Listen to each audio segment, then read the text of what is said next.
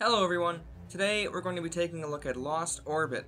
I initially played this game when it first came out in 2016, but since then they've added new content called Terminal Velocity. I will be discussing both in this critique. I'm going to criticize a lot about this game, but I will also mention the things I did enjoy. Overall, I do think the game is worth the 4 or so hours I spent with it, but there were so many persistent issues that I felt I had to talk about it. We start off with narration from who we eventually call Null, an AI robot in deep space that never normally interacts with life. He encounters Henry, an expendable astronaut maintenance worker, while his ship explodes and becomes stranded in outer space with no way of contacting anyone for rescue. After a while, Null reveals himself by saving Henry from asteroids, and they travel together across the star systems to return Henry home. The basic inputs of the game are turning left and right, boosting, and dashing forward. The edges of the screen are connected like a Pac-Man level. If you go left enough, you end up on the right. The majority of the game is spent progressing through the levels while avoiding oncoming dangers, collecting obtainium to upgrade your suit, and listening to the narration of Null. The most prominent issue of the game is the dichotomy between gameplay and dialogue. Both happen simultaneously, but it's not even close to a harmony. In games like The Last of Us or Uncharted, you can walk around listening to characters talk while still playing the game. A more similar example might be Bastion or Transistor, where you continue combat as narration is voiced throughout the experience. In both examples, the developers understood that, while the character interactions and story bits are important, it is not to get in the way of gameplay. In Lost Orbit, no such care was taken. Anytime Null speaks, the entire sound design of the level fades away so we can listen to him.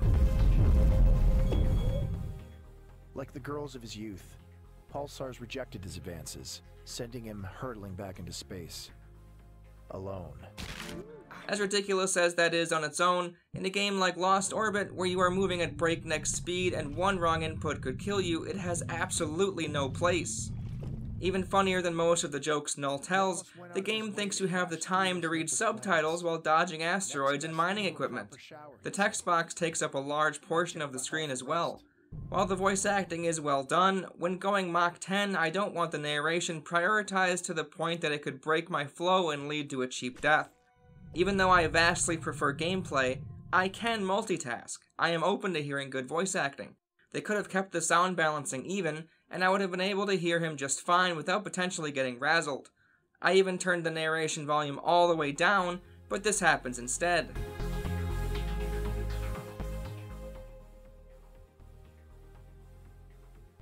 They thought the joke about Henry not getting girls back in his school years was so funny that even with the narration on mute, it still takes precedence.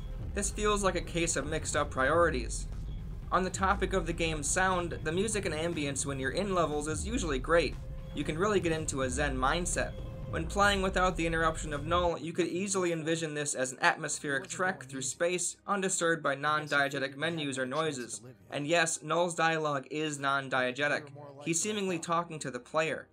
This would have made the game unquestionably better in my eyes. I don't think the solid voice acting is worth the reduction in atmosphere. However, just removing Null's narration wouldn't be enough, as this is what happens when you make it to the end of a level. Clearly ours was not an accident.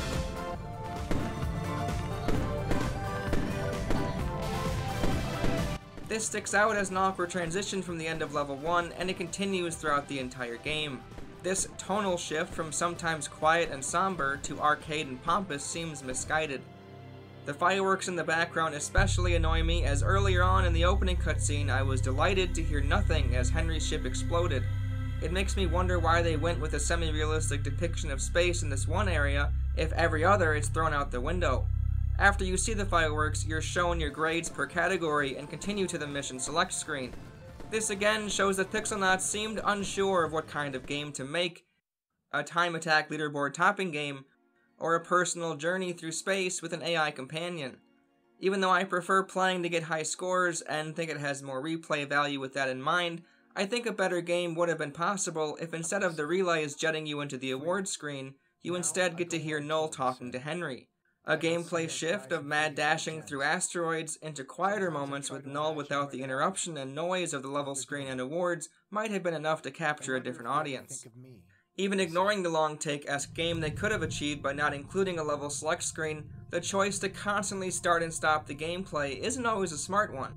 Anytime the game has a natural stopping point like an end of a level like this, it's an easy time for a player to stop playing the game. In Bayonetta, even though I love that game, when I see this screen my brain thinks, this is a good place to stop.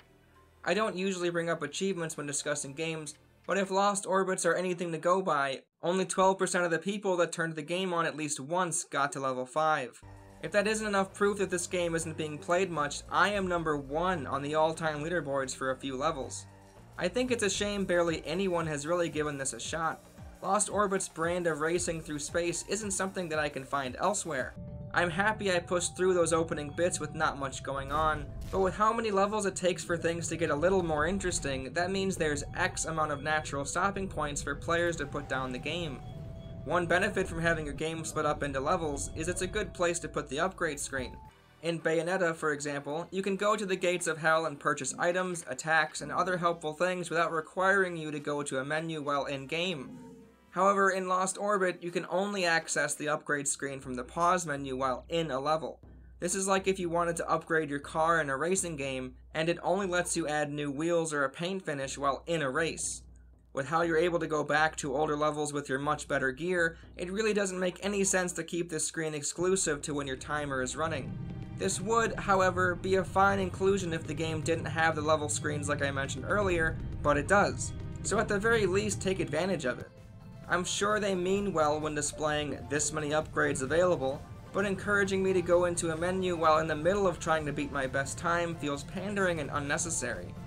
The upgrades themselves certainly aren't all bad, but they aren't paced well or utilized like you'd expect. You have passive upgrades like faster and more efficient booster packs along with magnetizing the collectibles in the level towards you. You can also unlock bombs to destroy small asteroids, a dodge roll left and right, and a brake to slow you down.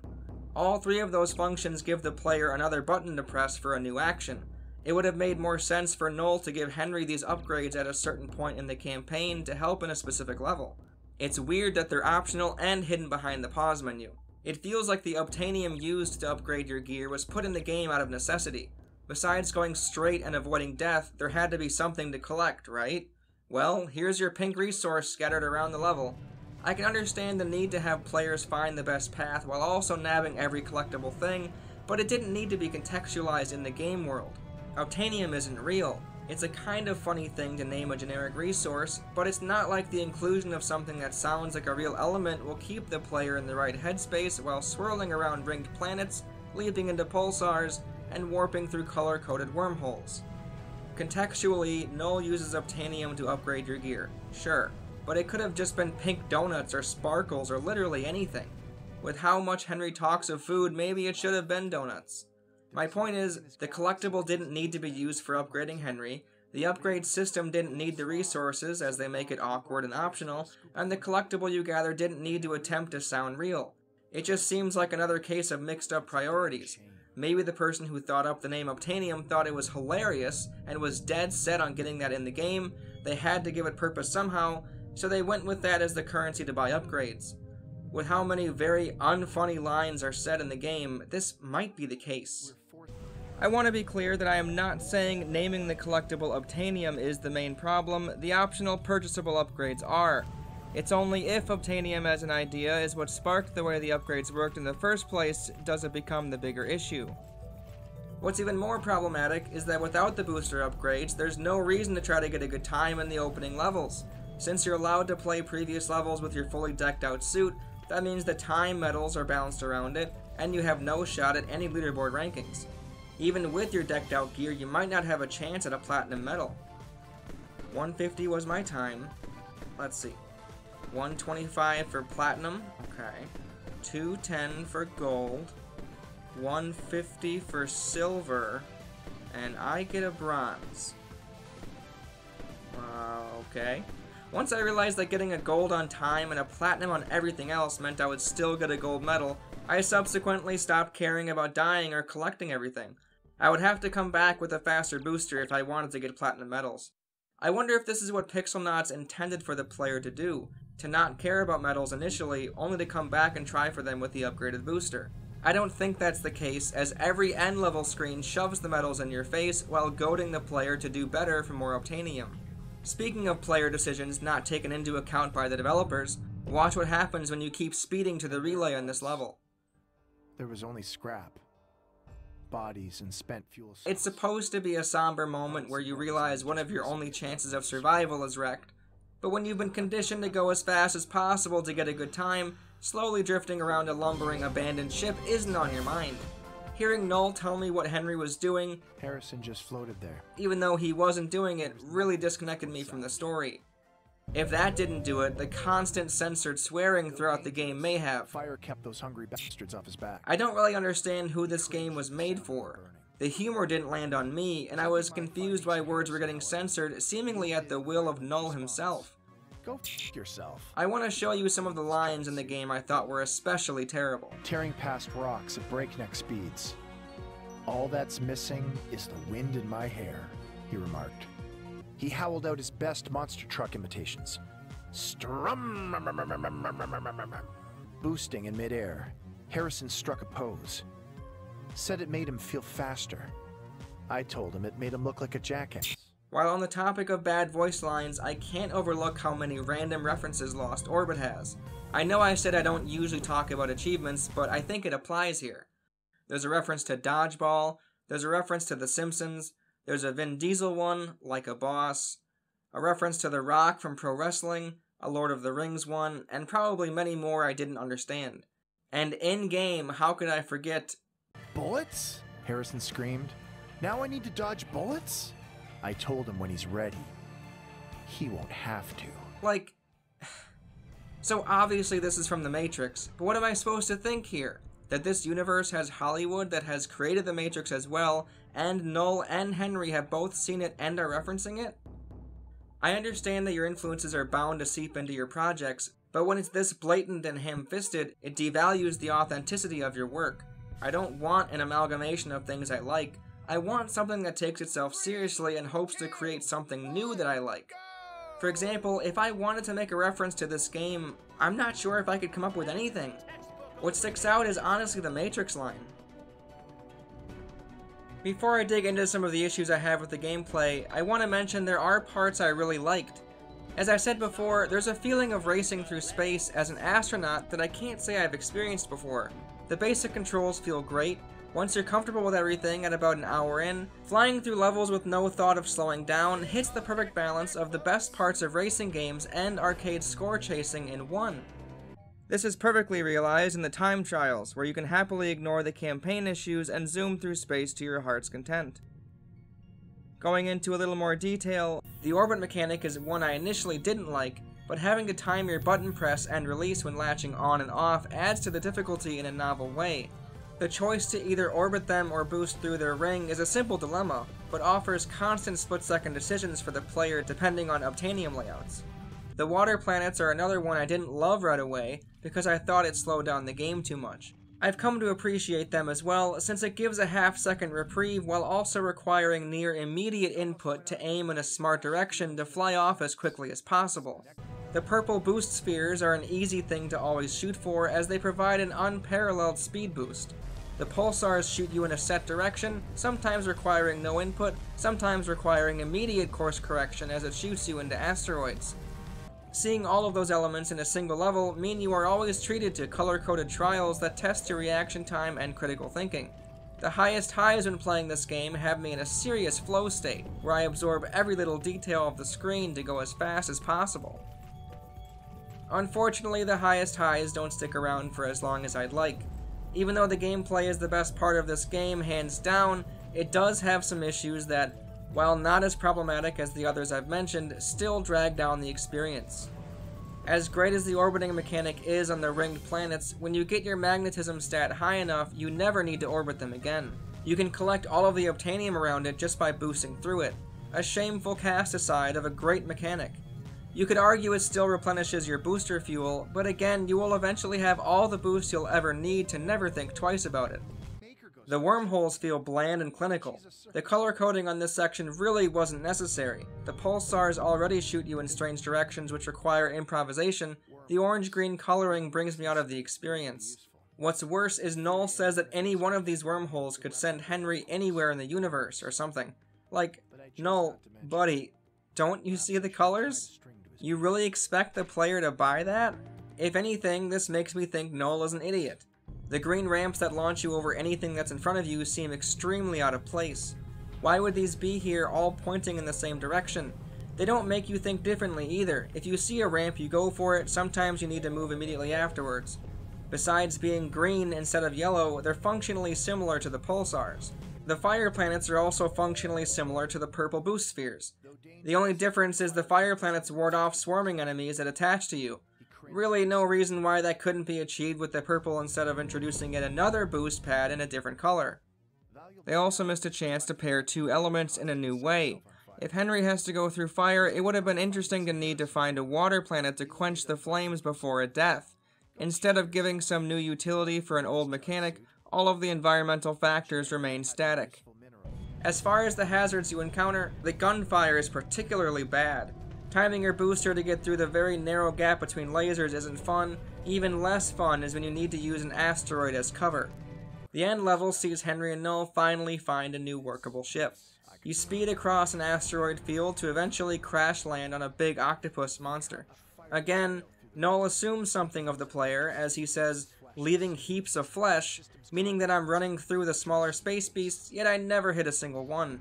You are abandoned there for a few cycles, apparently, then a new ship approaches, seemingly answering your distress signal, and credits roll.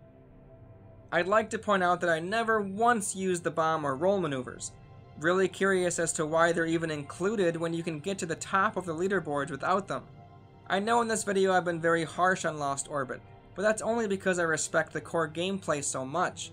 If the moments of greatness hadn't shown through, I probably would have never wanted to talk about this game. My hope for Pixelnauts is that they capitalize on the core gameplay they've created here and double down. Maybe if they can zoom out the camera a bit to see more of what's ahead of you, I could see this being a genuinely fun multiplayer racing game. In the single player, I would want to see them pull back on the attempted humor and forced dialogue segments and just let the player enjoy the ride. This is what I would have hoped in 2016, but since then they have come out with the epilogue to Lost Orbit, Terminal Velocity. Oh boy, this one really hurt. We begin with the ship answering our distress signal. It's apparently Henry's sister. The convenience of this took me out of the experience within the first few seconds. If that didn't do it, hearing Henry decide to start talking would have done it. It's immediately apparent that they chose to go hard with the worst aspects of the game, dialogue and humor. Even though in the original game Henry's face was never seen, and his voice never heard, they give him a weird dumb-looking face and a lame voiceover. And it gets so much worse. I would say about a quarter of my playtime in the epilogue was listening to new random characters and their terrible dialogue. Now we have a random villain, and we apparently need to see faces of characters being dumb before missions?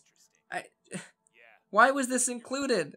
The humor in Terminal Velocity is so much worse than anything I could have expected. Have a listen for yourself. Damn it, Sandy, I told you when we signed on. Pirates don't do that HR policy crap. Okie dokie. Let's dialogue about this. Firstly, I don't appreciate being spoken to in that tone, Leonard. Secondly, if you'd read the weekly newsletter... I'll just do it myself. But Leonard, you're not certified. You didn't even attend the Lunch and Learn seminar. Well, I'm gonna have to write you up for this, Leonard. This will be reflected in my bi-weekly report. I'm sorry it came to this. Okay, Leonard. I'm gonna need you to sign and initial this absence due to death form. Sign here. Fred! As I told you before, I answer only to Panther Tusk. Fred was my on-world name. Right. It's just, I mean, Panthers don't have tusks, Fred. Look, I'm sorry. Let's go murder some refugees. That'll make you feel better, right? Not in the mood, Hank. Come on, Panther Tusk. I'll even let you man the double barrel. Rawr. Even stranger, Null is basically non-existent. The one voiceover they had that wasn't bad, they don't use to let other characters randomly get the spotlight. It feels like some players complained about Null talking a lot, so the developers thought that meant he's the problem, not that the constant dialogue is the issue. If those lines I just showed you weren't bad enough, on the final boss... Just listen, it speaks for itself. Push it, you farts! Moving on to the gameplay, they've added a few new gimmicks. You get a drill to charge through asteroid bits, you can ride a grind rail system that doesn't add much, they've added a new hazard, the mine, that functions basically like an asteroid, and they have a green ball for you to bump into that explodes things. The best thing I can say about the drill is if you have it out when hitting the green ball, you do explode instantly, so you need to be a little careful with it. The grind rail system, while it looks nice at first, slaps you in the face every time you use it. I understand telling me how to jump rails the first time, but literally every time you ride, the game tells you when to press the bumpers to jump to the next one. This led me to avoid grind rails entirely, an effect I'm sure Pixelnauts didn't consider. However, it's unclear if even they thought highly of this new mechanic, as it only shows up in the last 3 levels. The mine is fine, but it mostly feels like a different color for an insta-death. If you run right into it, you're dead. If you fly to the side while in the red circle, it may home onto you and kill you if you're too slow. The worst level of the bunch sees you clear out asteroids for an extremely annoying pilot. If there's any one singular example that Pixelnauts had the wrong idea with their dialogue, it's this level.